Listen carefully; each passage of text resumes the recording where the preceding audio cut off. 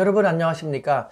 이상한 자본주의 국가 일본, 성공한 사회주의 국가 일본이라고 불리는 옆나라 일본이 안타까운 상황에 직면하고 있습니다. 일본 경제 위기설이 빠르게 대두되고 있는 것입니다.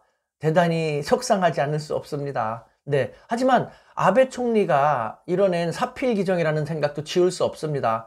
아베 총리가 집권한 다음에 여러 가지 꼼수를 두면서 계속해서 당장의 위기를 뒤로 돌리고 무마하고 눈 가리고 아웅하다가 설상가상의 위기를 계속 만들어냈고, 이것이 현재 사면초가의 국면으로 몰리게 된 것이죠. 네, 실제로 일본 경제는요 2019년 4분기 마이너스 성장이었습니다. 근데 2020년 1, 4분기도 마찬가지로 마이너스 성장, 이렇게 2분기 연속 마이너스 성장을 이루면서 경제 침체, 리세션 국면으로 빠르게 진입하고 있는 것입니다. 그 속에서 그동안 쌓아왔던 일본 경제의 문제점이 여기저기서 나타나기 시작하면서 일본 경제 위기설이라는 말이 빠르게 대두되는 것이죠. 네, 실제로 아베 수상이 2013년 집권한 다음부터 아베노믹스를 들고 나와가지고 일본 경제에 활력을 불어넣은 듯 했습니다만 사실은 그렇지가 않았던 것이죠. 여러분들, 아베노믹스가 무엇입니까? 여러분들 잘 아시다시피 돈을 많이 풀어서 경기를 부양하는 확장적인 재정정책 혹은 금융정책을 얘기하는 것이죠.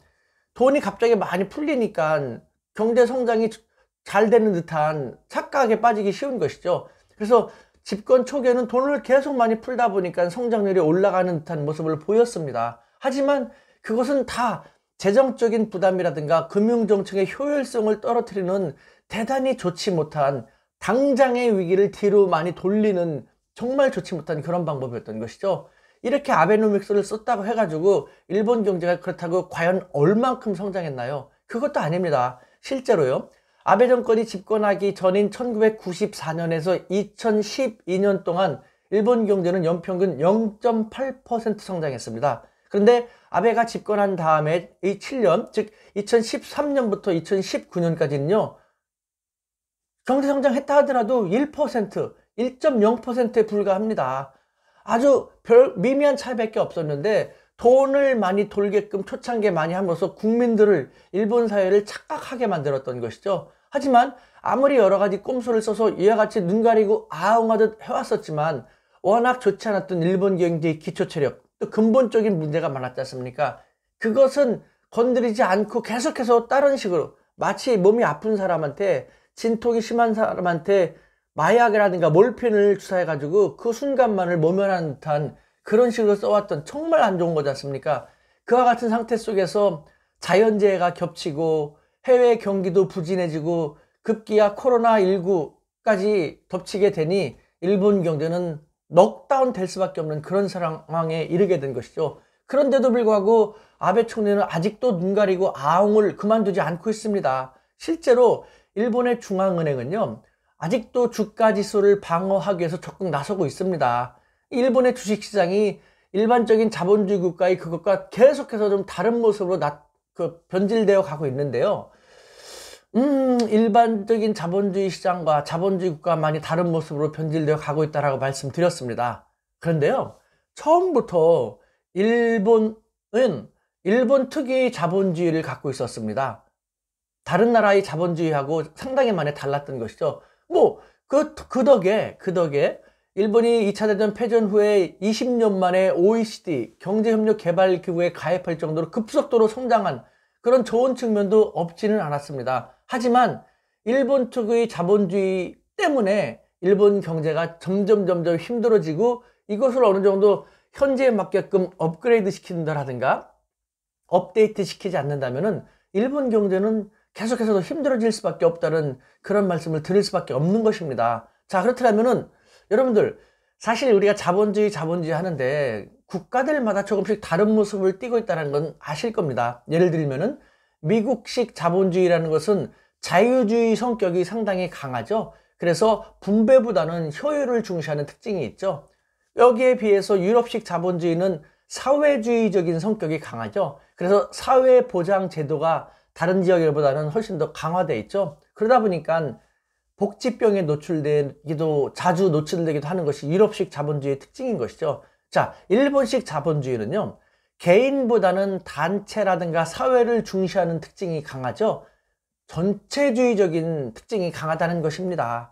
그러다 보니까 국제경제학에서 미스터리로 불리는 것이 있죠. G2라고 불리는 중국이 왜 사회주의 국가고 G3라고 불리는 일본이 왜 자본주의 국가인지 모르겠다라는 것입니다. 실제로 중국은요, 개인을 위주로 자유를 강조하는 측면이 매우 강합니다. 그리고 일본은 집단을 위주로 평등을 강조합니다. 중국과 일본이 자본주의, 사회주의라는 게 좀 뒷바뀐 듯한 그런 모습을 많이 보이는 것이죠. 실제로 구소련 학자들이 과거에 일본에 1980년대 말에 일본에 대거 가가지고 일본을 한 열흘 동안 시찰을 했습니다. 시찰을 한 다음에 일본 경제가 그때 잘 나갔으니까 일본 경제 벤치마킹 측면을 시찰한 것인데요. 이 사람들이 마지막에 느끼면서 한 게 뭔지 아십니까? 와, 일본은 지구상에서 가장 성공한, 가장 완벽한 사회주의 국가였구나 라는 얘기를 했습니다.